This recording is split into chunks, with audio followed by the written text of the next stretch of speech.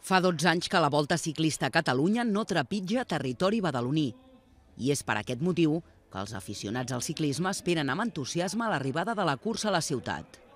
La sensación es fantástica y la etapa de Badalona es maravillosa por el recorrido que hacemos dentro de la ciudad. Que entramos por Conrería y recorremos 19,600 metros por Badalona. 9 kilómetros, 600 metros por Badalona. Con 2 pasadas por el pabellón olímpico.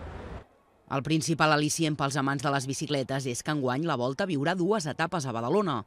Dissabte, al final de la 6ª, i diumenge, l'inici de l'última.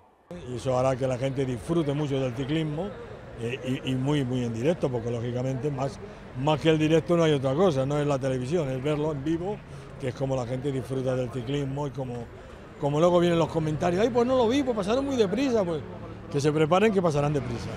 Des de la Unió Ciclista a la Salut es lamenta que la situació econòmica actual afecti el ciclisme.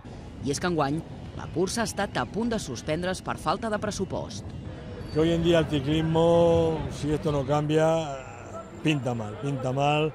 No tenemos una buena semana, esa es la ilusión que tenemos todos, pero un poco así por dentro, un poquito de cosilla por no saber si el año que viene tendremos la misma suerte. La Volta Ciclista a Catalunya arribarà a Badalona aquest proper cap de setmana.